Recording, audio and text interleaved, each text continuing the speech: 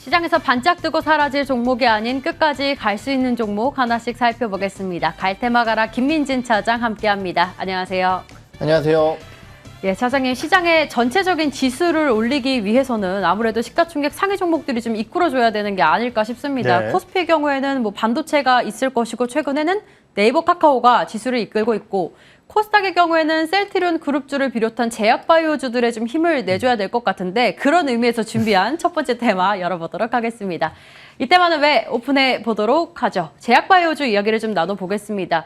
사실 코로나19로 인해서 제약바이오주들이 작년에는 좀 승승장구를 했었고요. 네. 굉장히 오랜 시간 조정을 거친 끝에 델타 변이 이슈로 좀 반등을 시도하고 있는 것 같습니다. 관련주라자면 너무 많고 그렇죠. 제약바이오라는 이름을 달고 있으면 모두 다 좀 빨간불을 들어와주고 있는 것 같은데 제약바이오주들이 작년처럼 다시 한번 좀 영광을 누릴 수 있을까요? 전망 어떻게 보세요? 우선 사실은 이제 뭐 코로나19가 하나의 이 방아쇠를 당겼다라고 표현을 해볼 수는 있을 것 같습니다. 하지만은 전반적인 종목군들의 흐름 내에서 코로나19의 필수 종목군들 같은 경우는 이미 주가가 많이 올라와 있는 상황이다라는 거죠.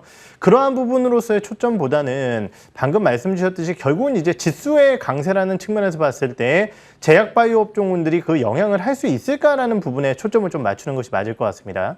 미국 시장 같은 경우도 성장주 위주로 좀 속해 있는 나스닥 지수에 대한 강세 흐름이 나타나면서 결국은 성장주 섹터들에 대한 관심도가 좀 높아지고 있고 우리나라 증시로 놓고 봤을 때는 코스피 지수 같은 경우는 연일 고점을 갱신을 하면서 3,300선이 눈앞에 다가와 있는 상황인데요.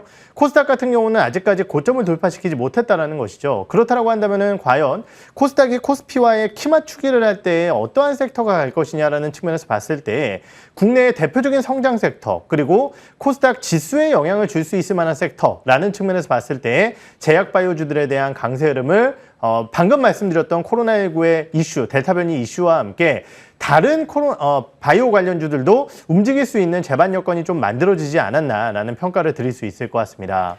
네, 그러게요. 델타 변이 바이러스 이야기가 나왔을 때 사실 국내에 그렇게 영향을 크게 미치진 않을 것이다라는 이야기가 들려왔었는데 사실 오늘만 해도 60명 정도가 지방에서 걸린 집단 코로나19가 델타 변이 바이러스라고 하더라고요. 네. 그만큼 이제 국내에서도 어쩌면 영향이 있을 것이라는 이야기가 들려오고 있습니다. 그런 의미에서 CGN 같은 경우도 최근에 한 40% 정도 올라간 것 같고 뭐 메디톡스나 대웅제약의 경우에도 이슈가 이제 해결되면서 좀 올라가고 있는 것 같고 네. 진단키트 관련주, 임상 관련, 치매 관련주, 뭐 메디톡스 이런 보톡스 관련주 모두 다 올라가고 있는데 네. 저희가 이 중에서 조금 주목해볼 만한 종목군, 업종들은 어떤 게 있을까요? 네, 방금 말씀 주셨듯이 사실은 뭐 보톡스 관련주들 같은 경우는 외부 활동에 대한 증가 이슈에 따라서 네. 이미 주가가 올랐고 코로나19 관련주들도 마찬가지입니다.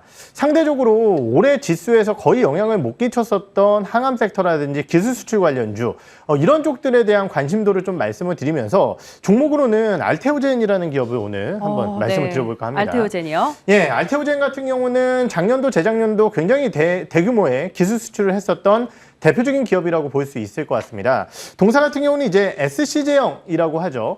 IV 제형, 정맥 주사 제형을 SC 제형으로 바꾸는 특허를 가지고 있는 기업으로서 이러한 기술을 가지고 해외 쪽에 다양한 기술 수출을 했었던 기업입니다. 하지만 기술 수출 이후에 주요 글로벌 파마들이 기술 수출 이후에 전반적으로 추가적인 임상 소식에 돌입하지 않으면서 주가가 못 가는 모습을 보였었는데요. 최근 관련 파이프라인들에 대한 임상 소식이 좀 들리고 있다는 점 첫 번째로 눈여겨볼 수 있을 것 같고요.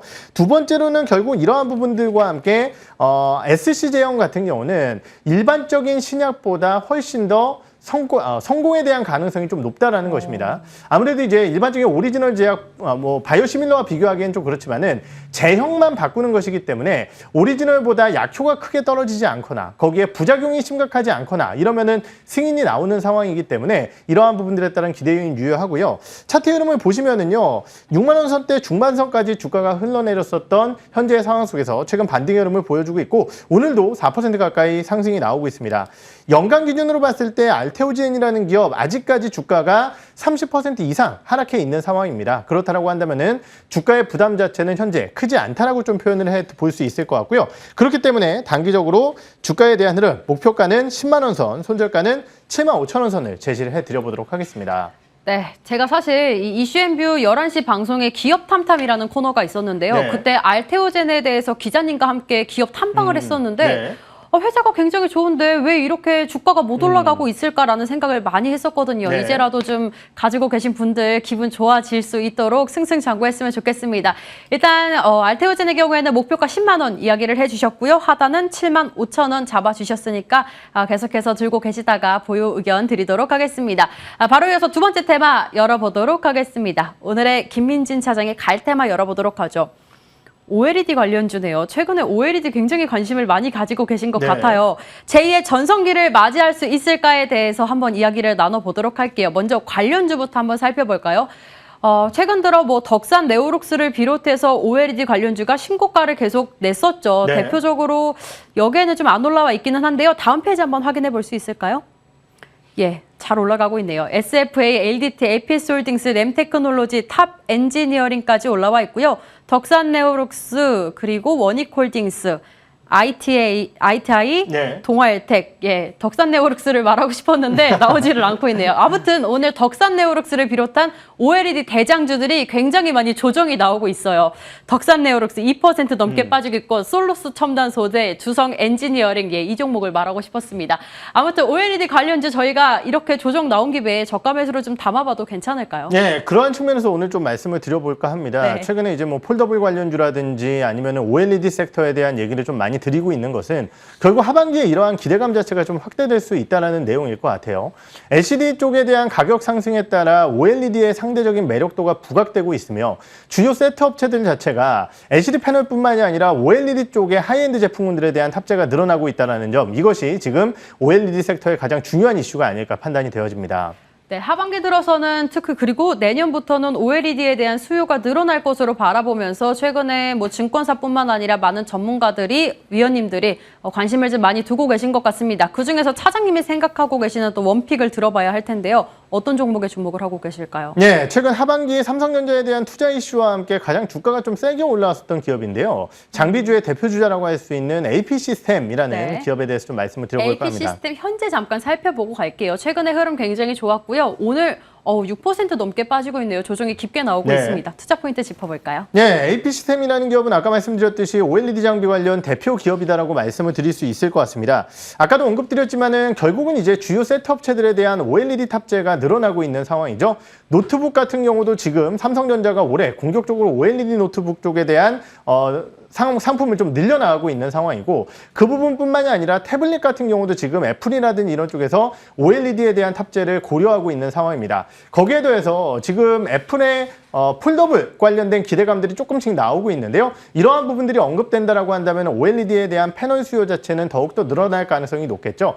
수요가 늘어나게 된다라고 한다면 당연히 공급적인 측면으로서의 움직임이 나와줘야 됩니다. 그리고 그 공급 쪽의 움직임은 디스플레이 업체들의 투자로 이어질 가능성이 높다라는 점인데요. 그러한 부분들에 발맞춰서 지금 하반기 같은 경우는 삼성 디스플레이 쪽에 대한 투자 재개 기대가 좀 있는 상황이고요. 거기에 더해서 삼성 디스플레이뿐만이 아니라 주요 중국 업체들 같은 경우도 추가적인 투자 가능성이 높아지고 있는 상황입니다. 이러한 투자가 재개된다라고 한다면은 아까 말씀드렸듯이 소재 관련 업종군들이 지금 주가에 대한 반영을 많이 받았지만은 장비주들 같은 경우도 투자에 대한 모멘텀과 함께 주가가 움직일 수 있다는 측면에서 긍정적으로 좀 판단을 해봐야 될 것 같고요.